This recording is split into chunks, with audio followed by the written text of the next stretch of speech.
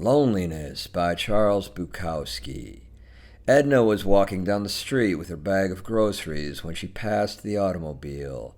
There was a sign in the side window, "Woman Wanted."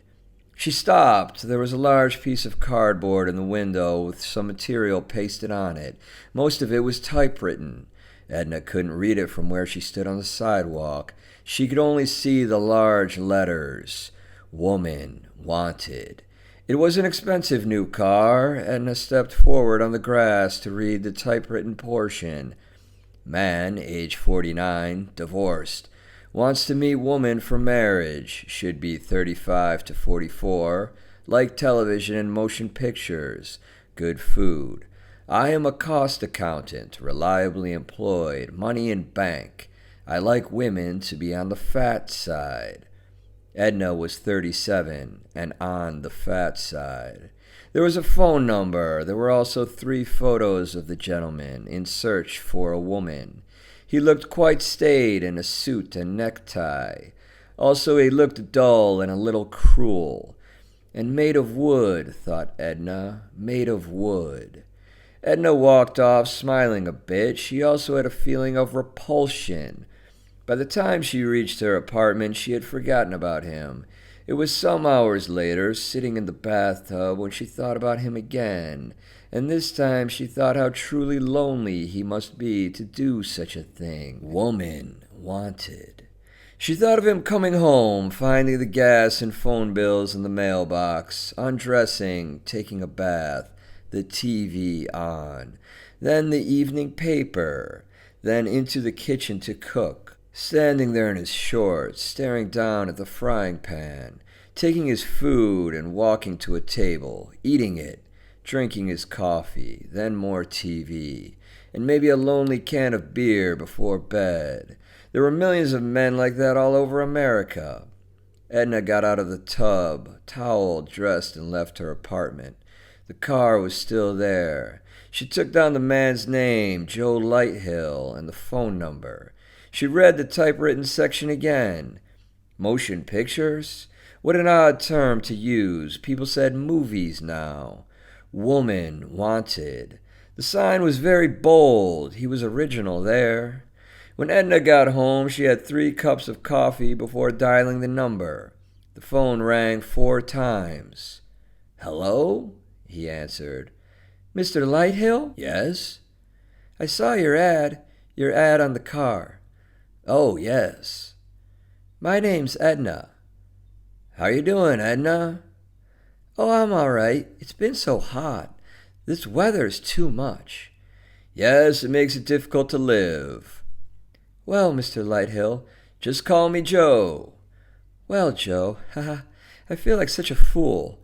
You know what I'm calling about?" "You saw my sign?" "I mean, haha, what's wrong with you? Can't you get a woman?"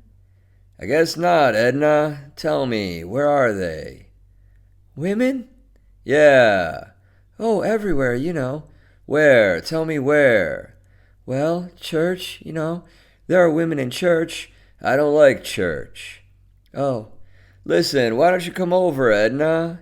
"You mean over there?" "Yes, I have a nice place. We can have a drink, talk, no pressure." "It's late." "It's not that late. Listen, you saw my sign. You must be interested." "Well." "You're not scared." "Well." "You're scared, that's all. You're just scared." "No, I'm not scared." "Then come over, Edna." "Well." "Come on." "All right. I'll see you in 15 minutes. It was on the top floor of a modern apartment complex, apartment 17. The swimming pool below threw back the lights. Edna knocked. The door opened and there was Mr. Lighthill, balding in front, hawk-nosed, with a nostril sticking out, the shirt open at the neck. "Come in, Edna." She walked in and the door closed behind her. She had on her blue knit dress. She was stockingless, in sandals, and smoking a cigarette. "Sit down, I'll get you a drink." It was a nice place, everything in blue and green, and very clean. She heard Mr. Lighthill humming as he mixed the drinks. He seemed relaxed, and it helped her. Mr. Lighthill, Joe, came out with the drinks. He handed Edna hers, and then sat in a chair across the room from her. "Yes," he said. "It's been hot as hell. I've got air conditioning, though." "I noticed. It's very nice." "Drink your drink." "Oh, yes." Edna had a sip. It was a good drink, a bit strong, and it tasted nice. She watched Joe tilt his head as he drank. He appeared to have heavy wrinkles around his neck, and his pants were much too loose. They appeared sizes too large. It gave his legs a funny look. "That's a nice dress, Edna." "You like it?" "Oh, yes. You're plump, too. It fits you snug, real snug." Edna didn't say anything, neither did Joe. They just sat looking at each other and sipping their drinks. "Why doesn't he talk?" thought Edna. "It's up to him to talk. There is something wooden about him." She finished her drink. "Let me get you another," said Joe. "No, I really should be going." "Oh, come on," he said. "Let me get you another drink. We need something to loosen us up." "All right, but after this one I'm going." Joe went into the kitchen with the glasses. He wasn't humming anymore. He came out, handed Edna her drink, and sat back down in his chair across the room from her. This drink was stronger. "You know," he said, "I do well on the sex quizzes." Edna sipped at her drink and didn't answer. "How do you do on the sex quizzes?" Joe asked. "I've never taken any." "You should, so you'll find out who you are and what you are." "Do you think those things are valid? I've seen them in the newspaper. I haven't taken them, but I've seen them," said Edna. "Of course they're valid." "Maybe I'm no good at sex," said Edna. "Maybe that's why I'm alone." She took a long drink from her glass. "Each of us finally alone," said Joe. "What do you mean?" "I mean, no matter how well it's going sexually or love-wise or both, the day arrives when it's over." "That's sad," said Edna.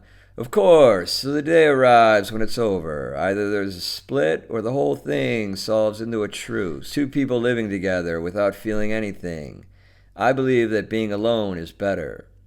"Did you divorce your wife, Joe?" "No, she divorced me."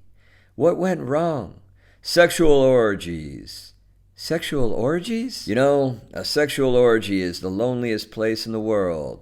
Those orgies, I felt a sense of desperation, those cocks sliding in and out. Excuse me. "It's all right." Those cocks sliding in and out, legs locked, fingers working, mouths, everybody clutching and sweating and determined to do it, somehow. "I don't know much about those things, Joe," Edna said. "I believe that without love, sex is nothing. Things can only be meaningful when some feeling exists between the participants." "You mean people have to like each other?" "It helps." "Suppose they get tired of each other. Suppose they have to stay together. Economics, children, all that." "Orgies won't do it." "What does it?" "Well, I don't know. Maybe the swap." "The swap?" When two couples know each other quite well and switch partners, feelings at least have a chance. For example, say I've always liked Mike's wife. I've liked her for months. I've watched her walk across the room. I like her movements. Her movements have made me curious. I wonder, what goes with those movements. I've seen her angry, I've seen her drunk, I've seen her sober, and then the swap. You're in the bedroom with her, at least you're knowing her. There's a chance for something real. Of course, Mike has your wife in the other room. Good luck, Mike, you think, and I hope you're as good as a lover as I am. "And it works all right?" "Well, I don't know. Swaps can cause difficulties afterwards. It all has to be talked out. Very well talked out ahead of time. And then maybe people don't know enough, no matter how much they talk." "Do you know enough, Joe?" "Well, these swaps, I think it might be good for some. Maybe good for many. I guess it wouldn't work for me. I'm too much of a prude." Joe finished the drink. Edna sat the remainder of hers down and stood up. Listen, Joe, I have to get going. Joe walked across the room toward her. He looked like an elephant in those pants. She saw his big ears. Then he grabbed her and was kissing her. His bad breath came through all the drinks. He had a very sour smell. Part of his mouth was not making contact. He was strong, but his strength was not pure. It begged. She pulled her head away, and still he held her. Woman, wanted. Joe, let me go. You're moving too fast. Joe, let go. Why did you come here, bitch? He tried to kiss her and succeeded. It was horrible. Edna brought her knee up. She got him good.